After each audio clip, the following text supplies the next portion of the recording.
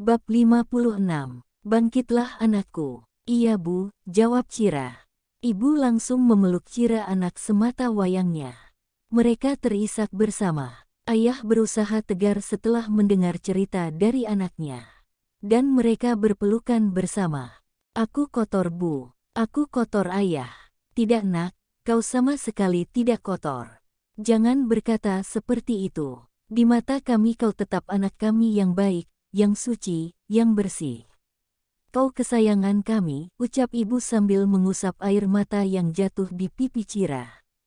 Benar yang dikatakan ibumu, kau tetap sumber kebahagiaan kami. Lantas bagaimana dengan masa depanku ayah? Siapa yang mau dengan gadis yang sudah tidak suci lagi ibu? Cira, kamu tidak perlu khawatir, kita serahkan semuanya sama Tuhan. Kesucianmu terenggut karena paksaan bukan kemauanmu sendiri. Jika seorang pria mencintaimu dengan tulus, ia tidak akan memperdulikan masa lalumu. Ia akan menerimamu apa adanya, jawab ibu. Maafkan aku ayah, maafkan aku ibu. Sudah mengecewakan kalian. Tidak nak, kamu tidak bersalah sama sekali. Yang salah adalah ayah dan ibu yang tidak memperhatikanmu, membiarkanmu merantau mencari uang untuk kami.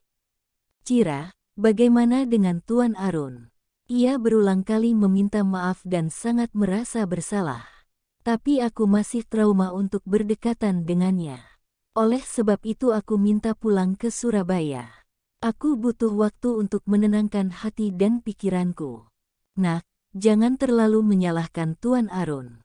Ia sendiri juga tidak sadar, itu bukan kemauannya. Kami tahu ia orang yang sangat baik. Penjahat itu yang mempermainkan kalian. Ibu yakin mereka akan mendapat balasan yang setimpal. Yang dikatakan ibumu itu benar Cira. Satu-satunya cara untuk menenangkan hati kita adalah belajar memaafkan, ikhlas menerima ini sebagai bagian dari perjalanan hidup kita, ayah menasihati Cira. Ayah tahu ini pasti terasa berat, oleh sebab itu lepaskan semua beban. Jika kamu ingin keluar dari pekerjaanmu dan kembali ke Surabaya, kami tidak apa-apa. Jika kamu memutuskan untuk terus bekerja bersama dengan Tuan Arun, kami juga akan mendukung semua keputusanmu. Tenangkanlah pikiranmu di sini, lanjut ibu. Ibu tahu kamu kuat menghadapi ini semua. Kami akan selalu mendukungmu dan membantumu menghilangkan rasa traumamu. Terima kasih ayah, ibu. Cira, kamu harus bangkit dari keterpurukan ini. Kembali ceria dan kuat seperti dulu lagi. Aku akan berusaha demi kalian. Mereka bertiga berpelukan. Beban berat yang ada di pikiran Cira seketika menjadi ringan. Beban itu telah terkikis oleh dukungan yang senantiasa diberikan oleh orang tuanya. Ia sudah mulai bisa tersenyum lagi. Memang semua itu butuh proses. Melupakan memang tidak bisa, tapi ia bisa memaafkan dan bersahabat dengan keadaan. Apa yang akan kau lakukan setelah ini? Tanya ayah. Aku akan menikmati waktuku bersama kalian. Dan aku belum memikirkan apa aku akan kembali mengajar atau tidak. Pikirkan baik-baik Cira. Tidak perlu terburu-buru, karena ini menyangkut masa depanmu. Siap ayah ibu. Sudah hampir 1 minggu Cira berada di rumah orang tuanya. Ia sudah mulai bisa tersenyum dan itu semua karena dukungan orang tuanya. Pagi sudah mandi, mau kemana? Tanya ibu. Mau ke kelurahan Bu.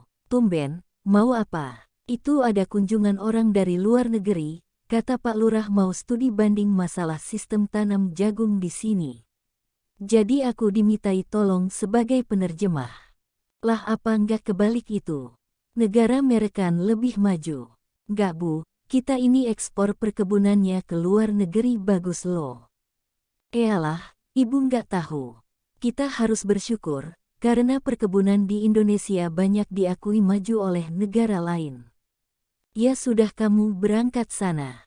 Aku berangkat dulu ya Bu. Cira mencium kedua pipi ibu. Bergegas mengambil sepeda dan mengayuhnya menuju ke kantor balai desa. Ibu meneruskan pekerjaan di dapur. Ia bersama ayah sedang menyiapkan pupuk untuk dibawa ke sawah. Pekerjaan mereka terhenti karena ada suara ketukan pintu. Yah, sepertinya ada tamu. Ayah menghentikan kegiatannya. Ah, nggak ada. Aku tidak dengar suara apa Bu. Ada Pak. Aku mendengar dengan jelas. Ya sudah, sana kamu lihat dulu untuk memastikan. Baiklah, aku tinggal dulu Pak. Ibu berjalan menuju ke arah depan dan terkejutlah ia dengan siapa yang datang. Tuan Arun. Selamat pagi Bu. Pagi. Mari silahkan duduk. Ibu tampak terbata karena tidak menyangka Arun akan datang ke Surabaya. Saya panggilkan Bapak dulu. Ibu masuk ke dalam dan segera menemui Bapak. Siapa tamunya? Tuan Arun. Hah, Tuan Arun. Ngapain dia kesini Bu? Cira kan baru saja tenang.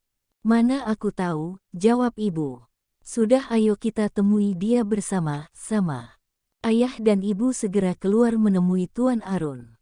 Ekspresi ayah tidak seperti biasa sedangkan Ibu menjadi agak canggung setelah apa yang sudah ia perbuat terhadap Cira. Mereka sempat terdiam beberapa saat kalut dengan pikiran masing-masing, sampai Arun membuka pembicaraan.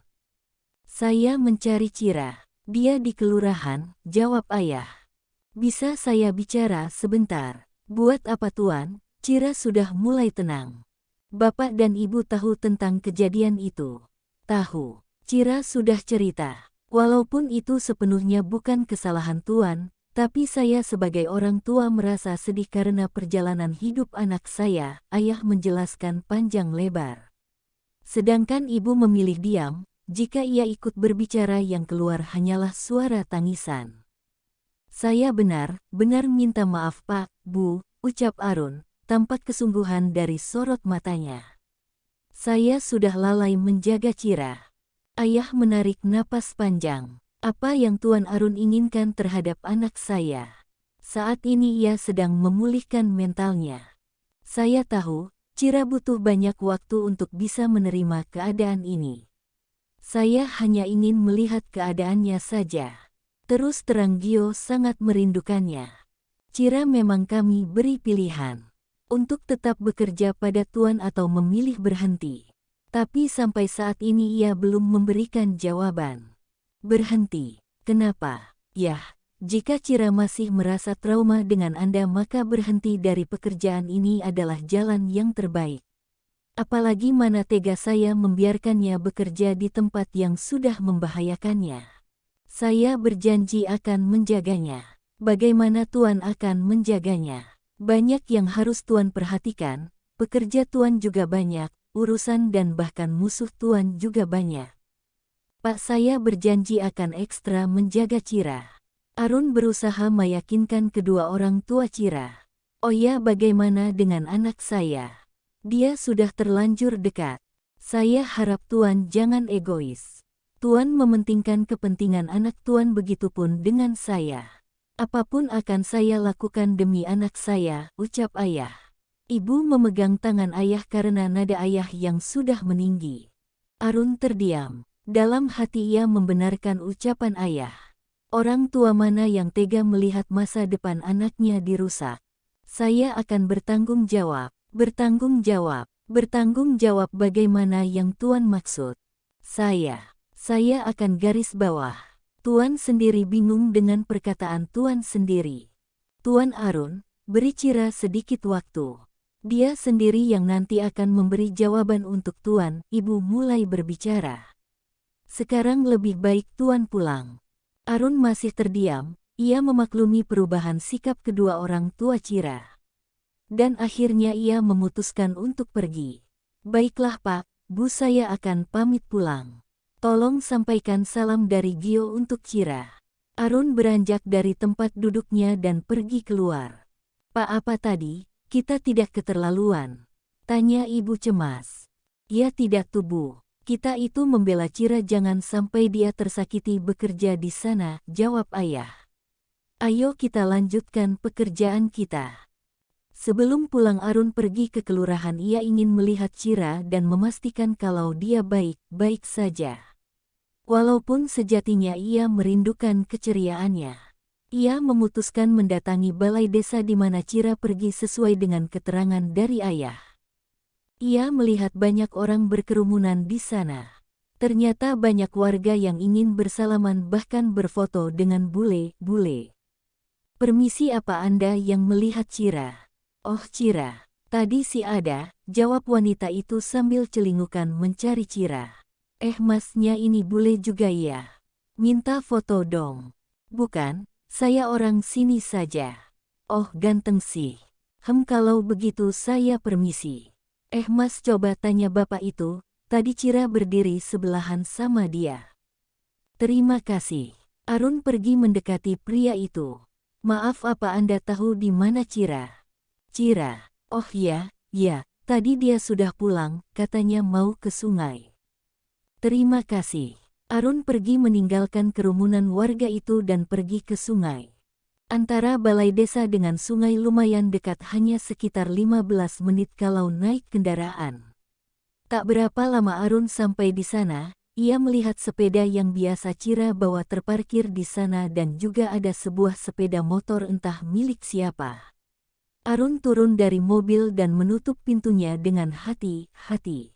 Ia berjalan dengan perasaan tak menentu dan sedikit ragu, tapi rasa penasaran, rindu yang ingin melihat keadaannya mengalahkan semuanya. Tapi alangkah terkejutnya ketika di sana ia melihat Cira tidak sendirian. Ia di sana duduk berdua sambil ngobrol dan tertawa dengan orang yang sangat ia kenal. Itu adalah Aryo, anak Pak Sabto yang akan dijodohkan dengan Cira. "Sial, kenapa aku geram melihat kedekatan mereka berdua?" umpat Arun dalam hati. Tangannya mengepal erat menahan emosi. Akhirnya ia segera pergi dari tempat itu dengan menelan pil pahit. Bahwa ternyata Cira baik dan sama sekali tidak mengingat dia dan Gio. Bersambung.